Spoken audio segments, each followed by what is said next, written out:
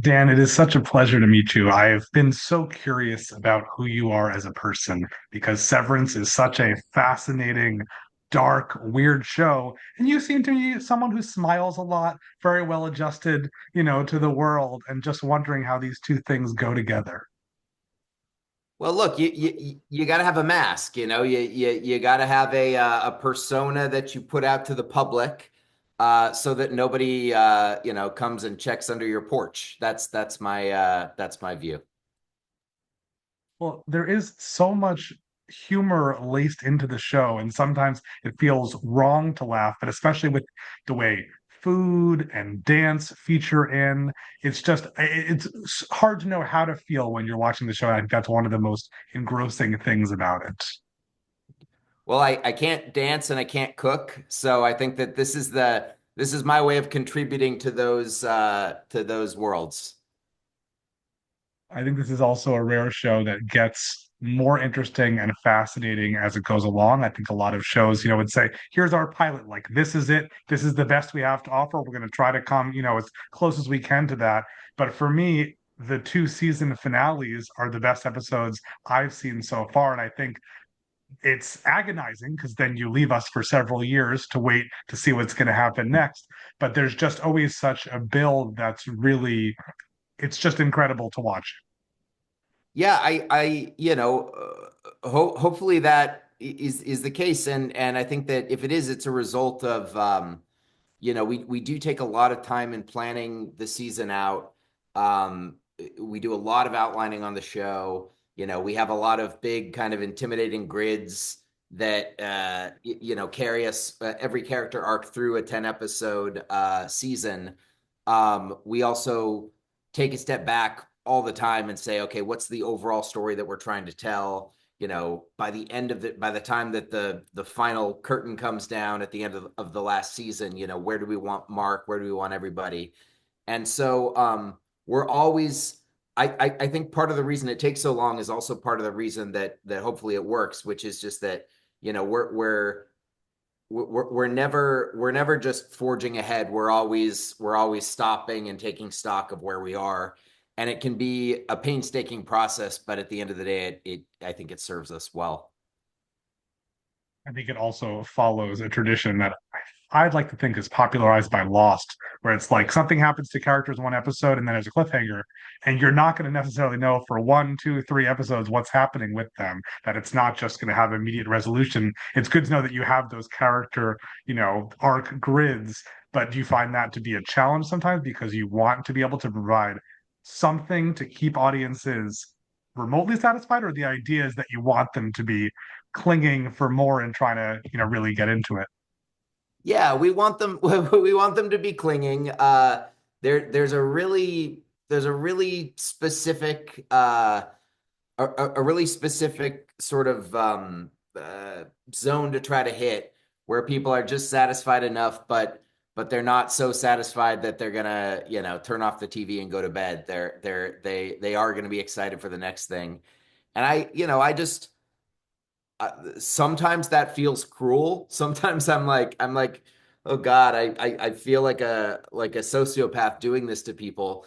But then I remember how I felt watching Lost, or how I felt, watching any number of other, Game of Thrones, or honestly like Seinfeld, which is a very different kind of show. But I remember, that was Thursday appointment television, and it would end, and then it would just be like, I can't wait to get to school tomorrow to talk to my friends about what we just saw and what we all just experienced together. So that's I think it's frustrating for people, but I also think that's where a lot of the fun is.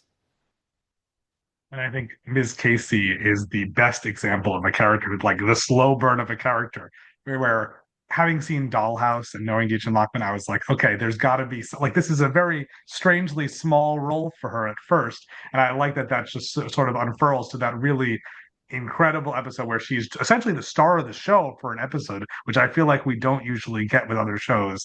And it's just, I'm very sad that despite the overwhelming Emmy reception for the show, somehow Deechin, who was so incredible, was left off of that. Oh, I know. That was a little bit heartbreaking for me too, because she's so good and she's so layered, and I also think that it's really a skill to hold off on all of the dimensions that you're able to play as an actor. And the fact that she was so good as Miss Casey, and I think had she just been Miss Casey the whole time, that would have been a really satisfying performance and a great character.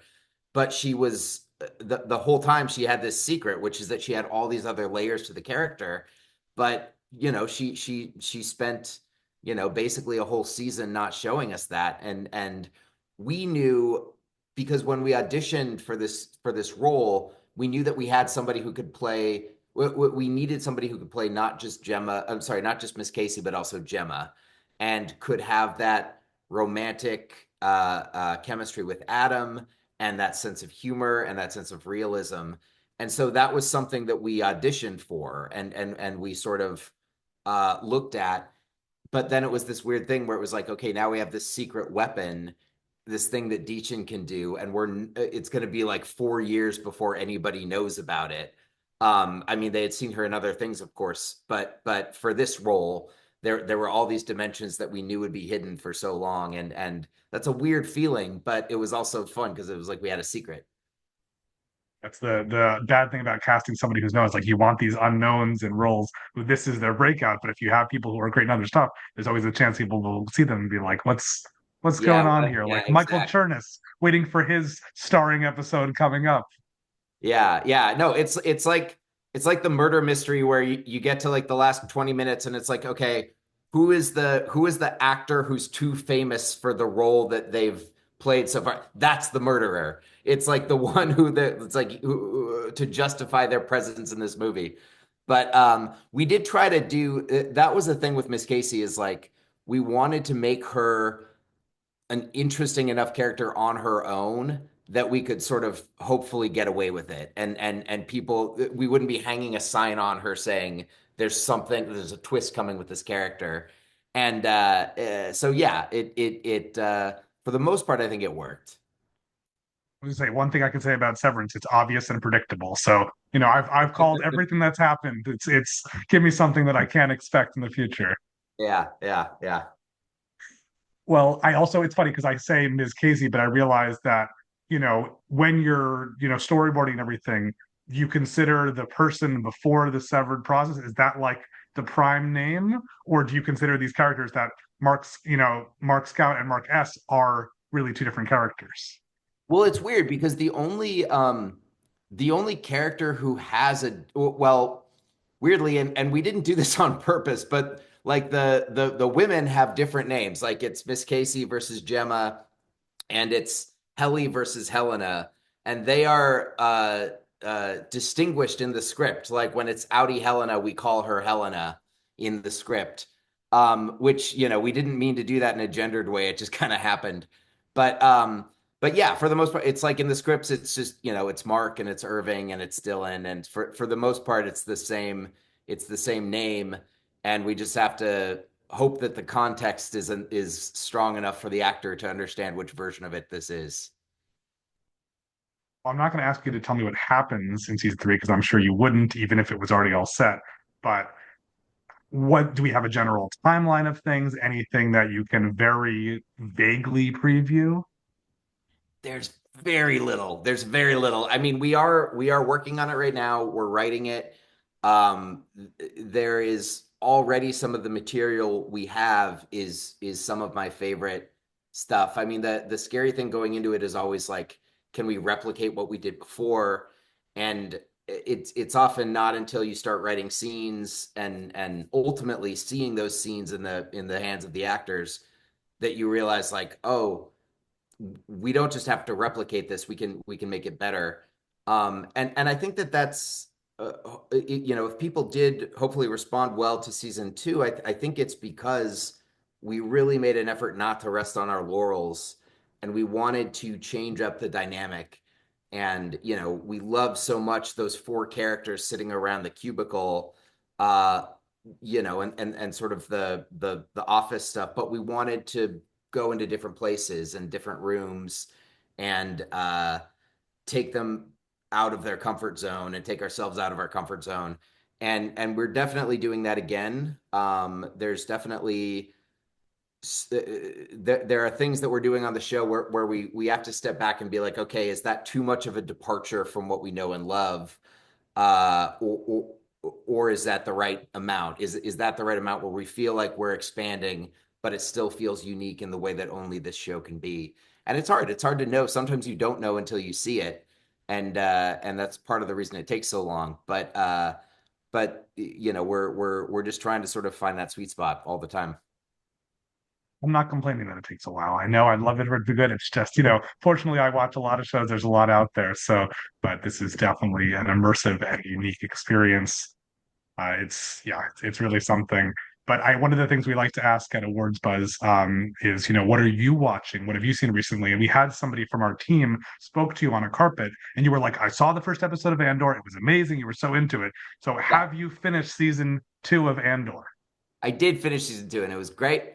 I loved it. I just let's see. I have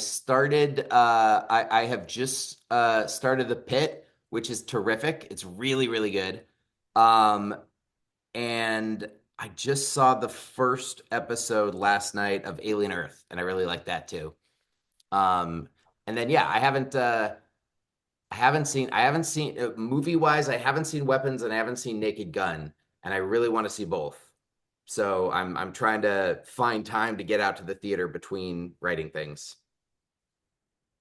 I assume this is really your main thing and there isn't really an opportunity to do anything else. But do you feel like, in between however many seasons of Severance there will be, you'll want to work on other projects, or that just won't really be possible? I will definitely want to, and I almost certainly won't be able to. It's I keep, there are numerous things sort of in the feature space and the TV space that I would love to explore. There have been some projects that people have come to me with that I would have loved to do. But at the end of the day, this is my home, and this is where I want to be until until it's done. And so it does take a lot of attention, but it's worth it. And in the, map and all that, is there a concrete end already there in terms of like, how long it will last and all that, or that's up for some debate and modification? We have an idea, but it is up for some debate and modification. We're not saying it yet because, you just never know. I've been doing the show long enough to know that the show can surprise you. And so I want to be open to adapting to it if appropriate. Well, speaking to Gwendolyn Christie, she said she loves keeping secrets and she was thrilled about being, having this role and having to keep everything under wraps.